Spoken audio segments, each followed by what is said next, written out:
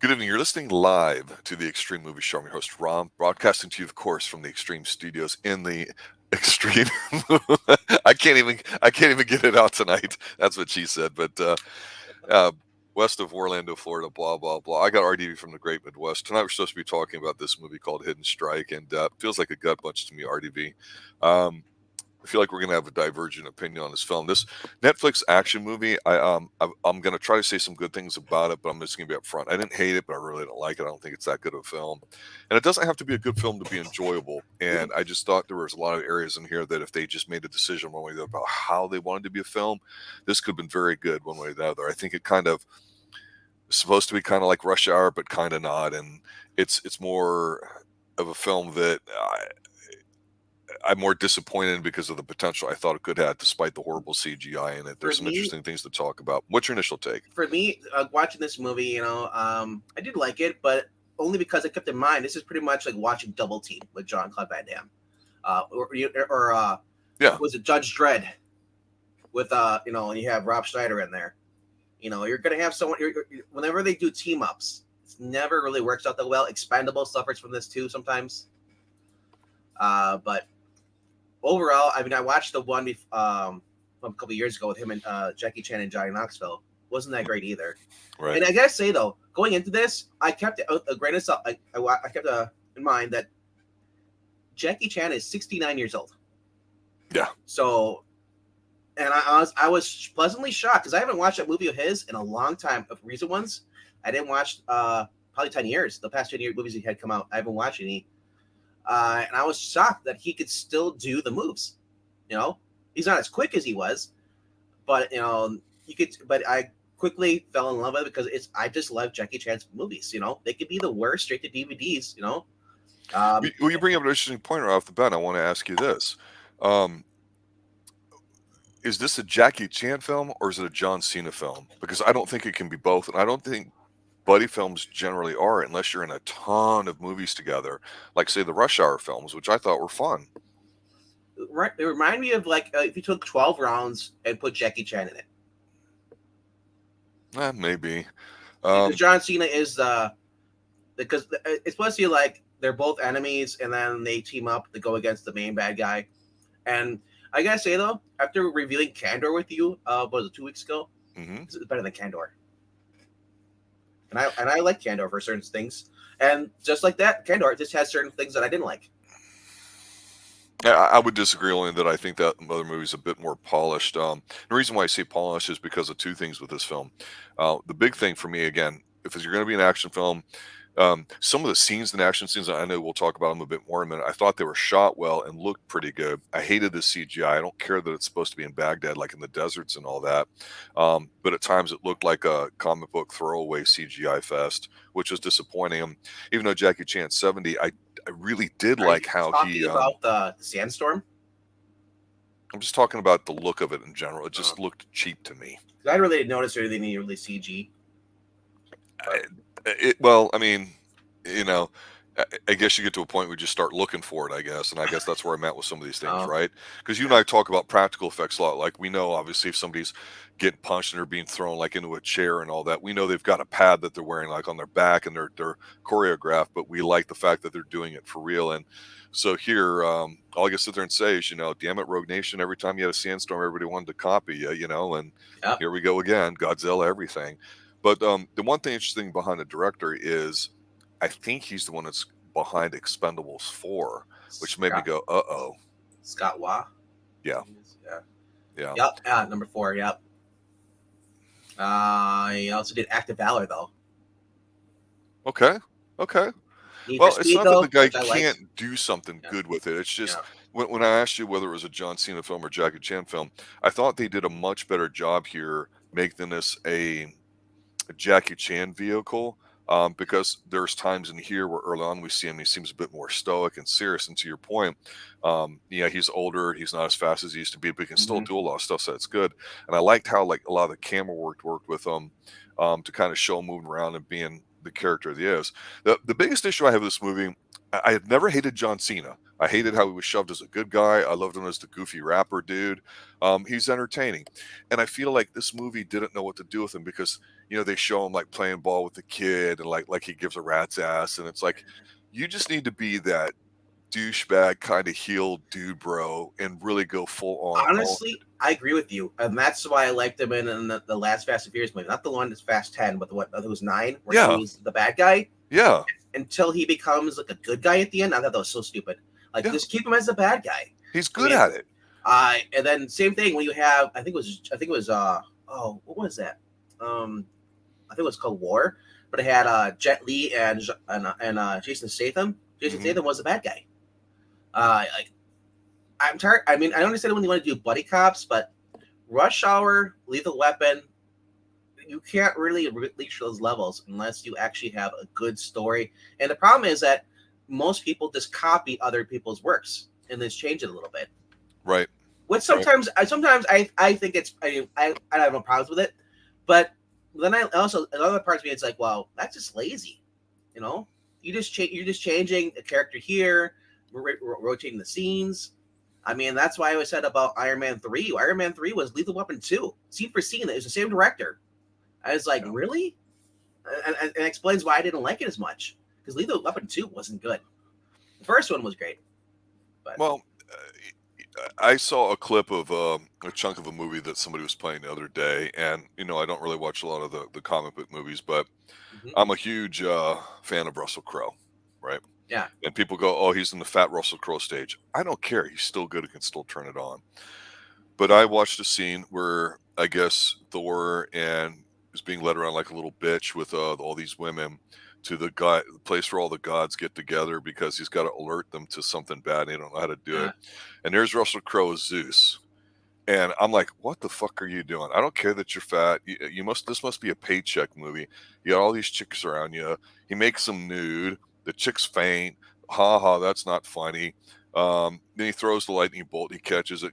Almost kills Russell Crowe, and then at the end, Russell Crowe, like during the credits, kind of like almost gets serious for a minute, and it's like, fuck, to see somebody that big in a film like that, I go, okay, but have fun with it. He did, and I kind of enjoyed that. In his film, when I'm watching John Cena, Jackie Chan, I don't want to see Jackie Chan's going through the motions or Cena because I honestly think that they're trying. They're not checking it in, but there's something missing. It's Cena's forced humor. That's what it is. His jokes. They're not funny. I'm good with nicknames. I'll call you this. It's like, I'm thinking like, dude, come on. And then it's like, the whole thing is he's sitting there playing golf, and I'm thinking like, where have I seen this before? I know I've seen it. I can't pinpoint it, but I know in a movie where they have downtime, like guys, soldiers are, someone's hitting golf. And I was thinking, is this from Terminal List? I'm thinking because people have downtime. Yeah. Right. So yeah, I said Gina, I was going to go with Gina. John Juan Cena, as or John China, whatever you prefer. He's too much of a goody two shows, and that's one of the things I just don't like that. Jackie Chan is supposed to be the good guy in this. John Cena is the bad guy because he attacks him, and then he decides he does. Oh, my little brother didn't tell me what's going on, so I'm out. He only did it for money because he wants to save this poor Arabic village that's basically running out of water. Can I puke now? So I'm like, man, can you just replace him with Michael Dudikoff? That would have been better. You're right. And it would have been better if Cynthia Rothrock was in this too, because the fighting would have been a lot better. But it was all, yeah. And like you said, the bad guy, I think his name is, what is his name? Pilu Asbik? Yeah, just call him Mr. P. Mr. P. The bad guy. He's basically a selfish asshole who basically is tired. He's been working for this corporation for 16 years. He's tired of being screwed over working in the Middle East. So he decides, I'm going to go rob the Chinese of their oil plant as they're leaving. He kidnaps the scientist because he needs the dongle and the whole thing. And Jackie Chan's estranged daughter was there. I'm like, reminds me of Extraction. He didn't go to see, because when he didn't go to watch his son die, he left. Jackie Chan couldn't watch his wife die, and his daughter hates him for it. I'm like, really, guys? So I'm curious to see. I know I have who the writer is because the writer is Arash Amel.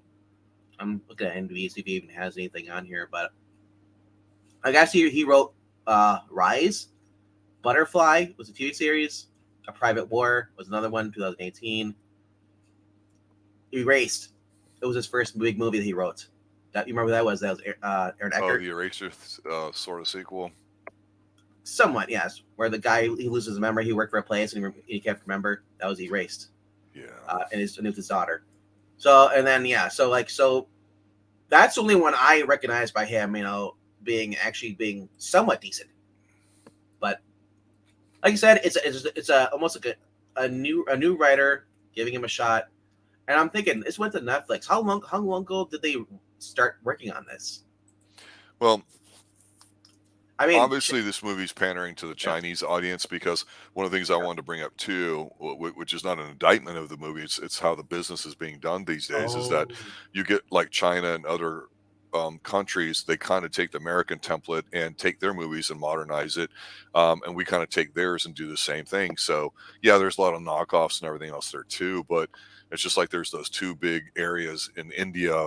When we talk about Bollywood, the musical versus the other kind, and unless you really are into Indian movies or familiar with the culture or whatever like that, have an in on that, you kind of go, why are they all like this? And it's like they're not. There's like two different ones, and that's so just what they you, do.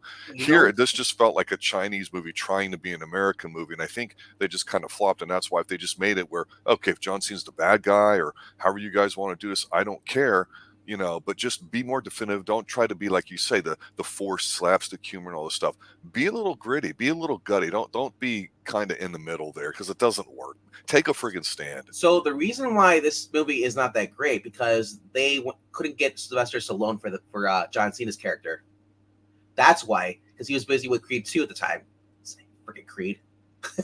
Damn it, Creed! Um, You're interfering on all the good stuff. I know, man. Stallone in a movie opposite of Jackie Chan and then working together. That would have been kind of interesting. I don't think I've ever seen them in a movie You know together. what? That combination alone would have brought people into the theater. You know what I'm saying? But this was yeah. But this was a Netflix movie. Didn't even go to the theater at all. Yeah. Yeah. Um, it's called Hidden Strike because no one's seen it. It's hidden. It's true.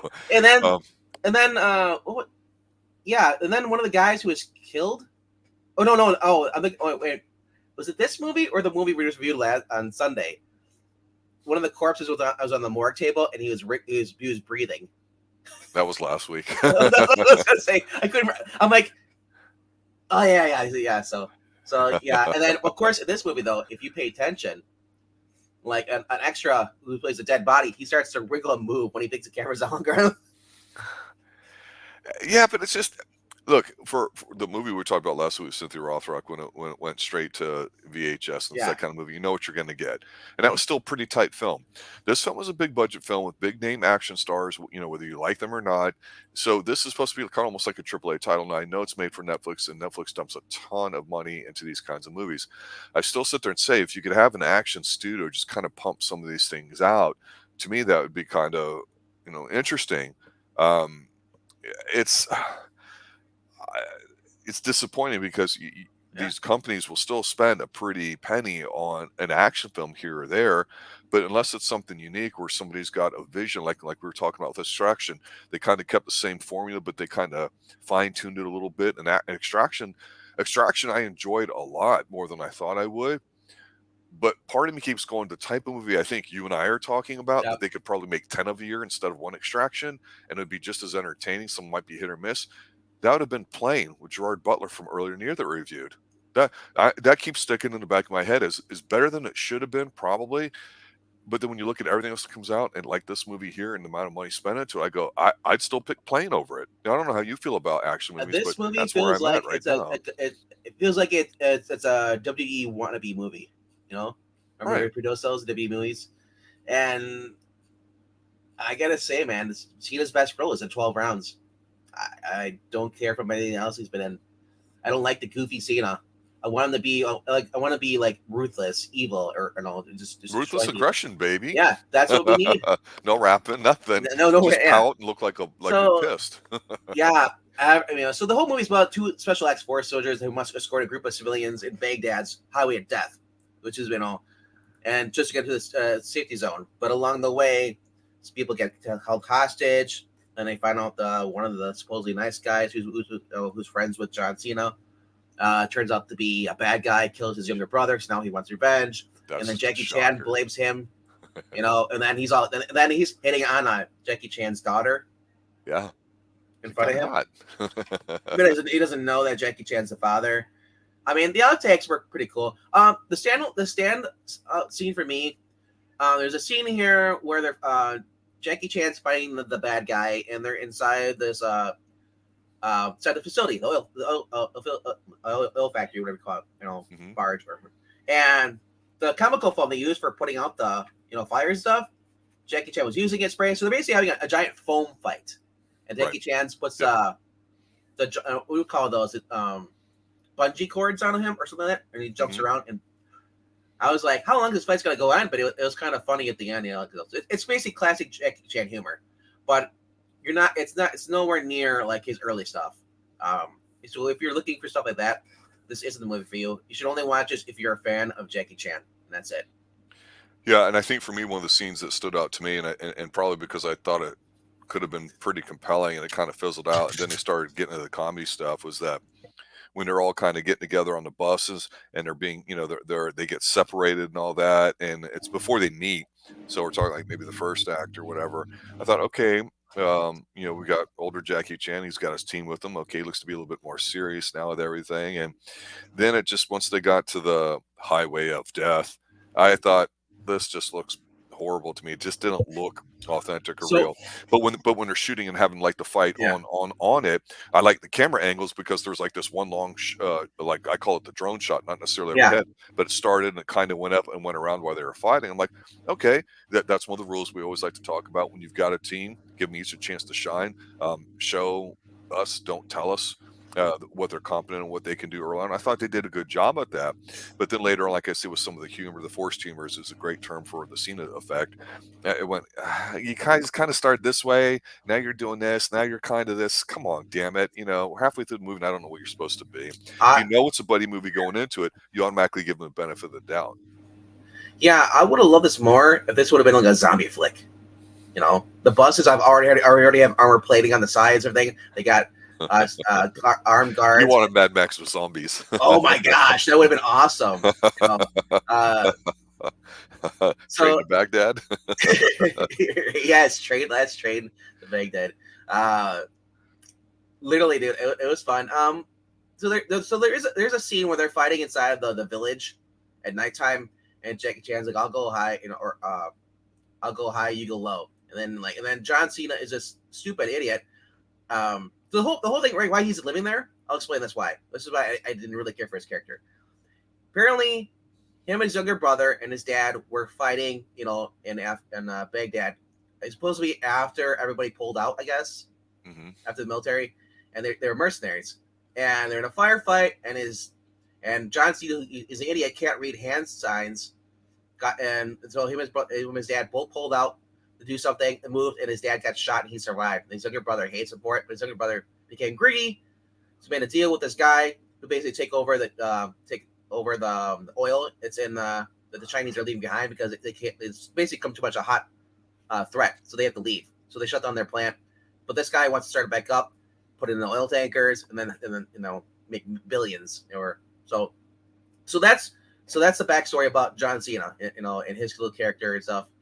His younger brother gets killed. Jackie Chan and him find each other inside this old satellite station, and there's a scene where they're fighting a little bit. I'm like, okay, but then they're both basically stuck together. And then there's a scene where he's like, Jackie Chan can't hear him because he's gunfight coming. He's like, throw me a grenade, throw me another one. And I'm thinking like, this is where the bad CG is. John Cena's throwing the grenade, but the explosions are so close to the room where he's at. So he's dropping out the window? It's ridiculous. But yeah. But you want to see if you want to see something like like a Mad Max or this is more like a this is where I said this is where it gets kind of weird too. They have this giant jet engine on the back of this basically this flatbed. That's they use it to create sandstorm stuff. Like like Sandstorm. I know. So that Sandstorm. comes into play later on. The main bad guy is a pushover. He's a weakling, and it was very I want to say early 2000s humor. Yeah. Yeah. Yeah, this seems like a movie that should come out 20 years ago. Yeah. Jackie Chan is still funny though. And I mean, I still like his response here. John Cena, like I said, if it would have been anybody else, it would have been much better. That it's basically like the humor you get with John Stamos when he does his little quips. Ha So ha ha. if you're not a fan of that, you're not gonna like this. That darn cat again. Yeah. But so, apparently this movie has 0% rating on Rotten Tomatoes. It's one of the worst Jackie Chan movies people have seen. I haven't seen The Foreigner, so I can't really say. But yeah. So Well, it's like, what again, perception's a big part of it when you go into it. Like when you go into Mission Impossible 7, you may not know all the specifics that's going to happen, or it can get a little muddy or confusing, but you're going to get wowed by some action. And like I said before, how they smartly primed you for something they're going to do. I don't think you really get that here. And in Jackie Chan's movies, you expect him to be laughing, ha ha ha, making goofy stuff and all that. And to your point, he's 69, 70 years old, so his mid 60s when he filmed this, probably. You got John Cena in here. What is he going to be? Is he going to be a good guy? Is he going to be a bad guy? Is he going to be that hybrid guy? Get the fuck out of here. Be something. And yeah, I think they could have spent 1/10 the amount of money on this movie. Really dressed it down, made it a little bit more grimy, made it a bit more practical. It would have had a better feel to it. And it's unfortunate that they don't do that, because I think the easy answer for action movies is lots of guns and explosions. And I think where Extraction's kind of taking that a little bit differently is, instead of going completely over the top like John Wick has, and I'm not saying that's not artistic, but it's definitely one note. Extraction says, okay, we're going to kind of not just have guns, but we're going to do different things in a different way and be creative about it. And that's why, like with Extraction 2, we talk very highly of that when we reviewed it here on the Extreme Movie Show. That's why this movie really falls flat, because the expectations of your megastars, the budget, big Chinese kind of movie, big movie for Netflix, and it's just this. So I want to read you a user review I found on IMDb, and it's pretty much the best way to sum up this movie. It's titled "A Way to Spend an Hour 52 Minutes Not Caring." Typical Jackie Chan exercises. He is still adept at his current age. Cena needed the gig purely for money. He's acting cops better suited for fake antics in a wrestling match. Storyline is pretty predictable, as you said. It's not really a compelling movie, but something to look at on a rainy day. Too bad Jackie Chan stays within character. Honed in the 1980s. So basically, if you're gonna watch this, the guy says you have to have beer and popcorn.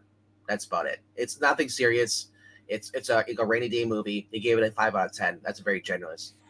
Yeah, generous. Because it is very mid. But man, it's very mid.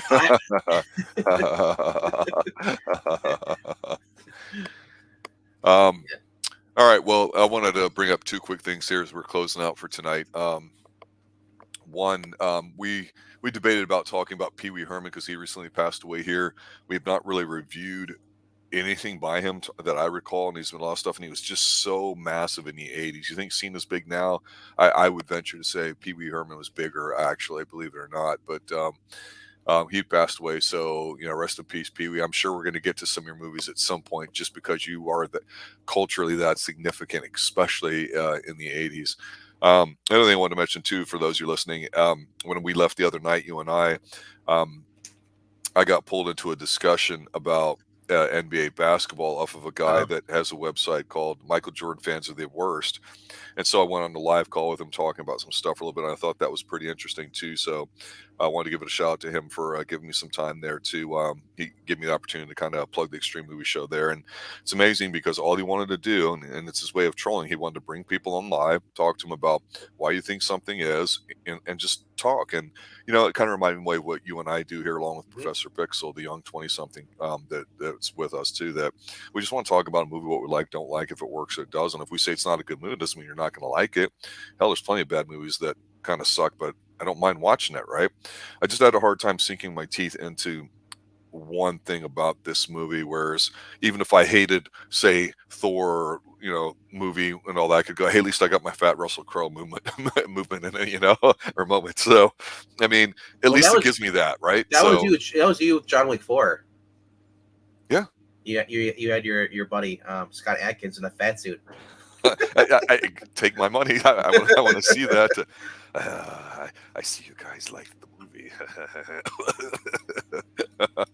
Yeah, that was good stuff there too. So, all right, final thoughts. Anything you need to plug?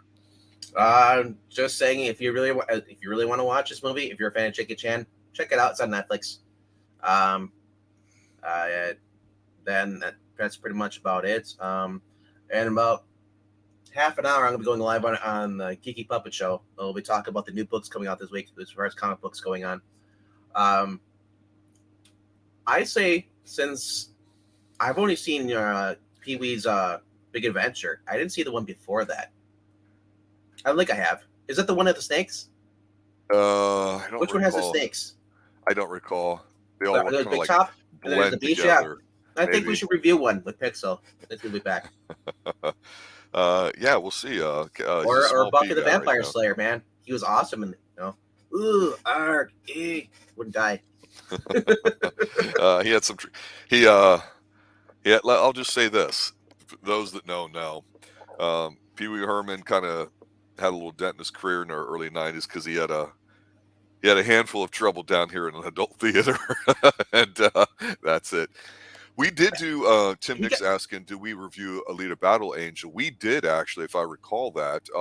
That's the chick with the big eyes. I remember actually kind of liking it, believe it or not. I think I was doing Pixel because I don't think I was part of that. This was probably a year or two ago when it came out. So Tim, yeah, we absolutely did do that. Huh. I'm not going to do an impression for you, Ed. Yeah, so Tim, you're probably new with the quotes on here. Welcome. We're getting ready to call it for the night. We always like to close up by just letting people know, hey, that's you guys are the reason why we're here. We appreciate you taking time out listening. If you have any particular films that you'd like us to do a review on, obviously, tweet back to us. Put it in the comments below. Let us know. We definitely love diving into some of that. So we definitely have films from all over the place. We're not just going, well, we only do action movies. We only do 80 movies. We're an 80s based channel, and we kind of branch off from there, and we like to compare and contrast them. So the longer you're here, the more you listen, the more you kind of, I think, fill in the bigger picture with some stuff there too. So I think that's one of the things we do differently than anybody else. I just want to know if anybody requests Bad Dog Times, we will not do that movie. That's the one we will not do. There are some off-limit films, and that's definitely on the short list. Yeah. And Killing Them Softly is another one. I do have a Richard Gere impersonation, and I forget what the movie is. This is perhaps his most dramatic moment when he goes, I don't want to lose you. Okay, enough. All right, Tim, Ed, everybody listening, thanks for watching. Thanks for listening. Have a good night, and as always, stay extreme. Good night, everybody. Later, guys.